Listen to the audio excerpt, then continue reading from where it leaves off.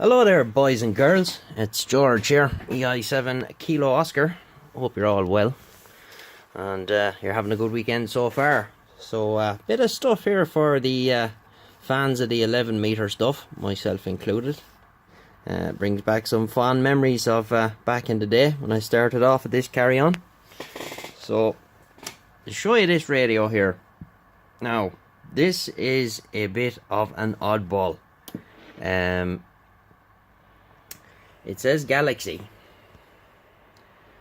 on the front there, but it's not actually a Galaxy. So what's going on with it, I hear you ask?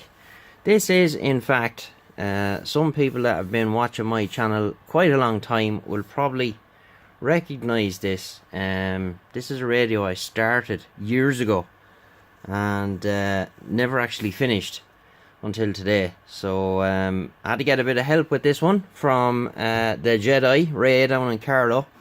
That was why the project kind of became abandoned. This is actually a 148 GTL-DX Mark II with the PB010 board in it, and it's got the front inner panel and bezel off a Galaxy 2100B on it.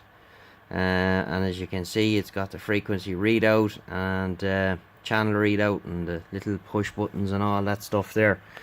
So it's back. This is belonging to a very good friend of mine, Andrew, serial hoarder, collector, and I'm sure he'd be glad to see this thing all back together. It's been AWOL for quite some time, and we just have it sitting here on the bench now. And it's hooked up to the dummy load on sideband. 1 2 1 2, check 1 2. Oh, let's see what we get there. Fairly healthy power wise, and just monitoring it on the parts bin special here. That's another one we'll do a video about very soon. So it's all back together, as I said, and we have 10kc jump. This one, I think, what's this one? I don't know what that one does. This one is the tone, high and low. Not sure whether he wants to. He can get a decal himself for this anyway. I'm not sure what either of them does. I know, yeah, that one's the beep. I'm not sure. I don't think this one is doing anything. So there's the noise blanker. That's the tone. 10kc jump and the beep, and I don't think either of these are spare, so they can be used for something else.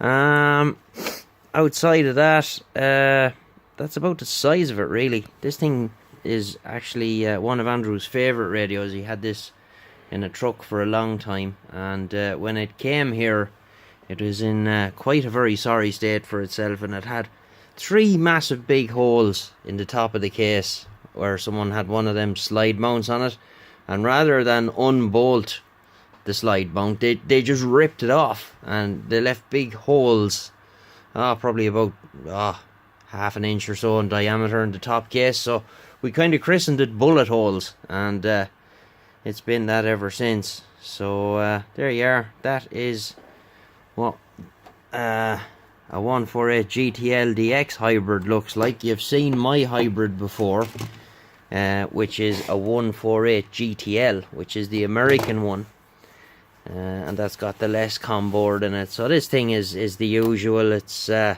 low, mid and high. What does it go up to? It's just standard Cobra. Yeah, it goes as high as it goes up there. It's low, mid and high. It's got nothing else in it. What else do we do to it? We denotch the clarifier, and outside of that, that's it. LED in the meter. Painted the cases, put some rubber feet on it. You can see there the typical Cobra 148 GTL serial number sticker on the back, and that's it. You do have to run an external speaker on it, same as my own 148 GTL, and this having the 2100B frequency counter module, which is actually massive. It's about 6 inches long and probably 2 inches in depth, and then it's at least half an inch high, and it takes up an awful lot of space inside the radio. So there's no room for a speaker, so you have to use an external one. So there you are. I thought you might be just interested to see that.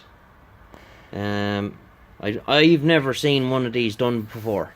I'm not saying it hasn't, but I've never seen one anywhere.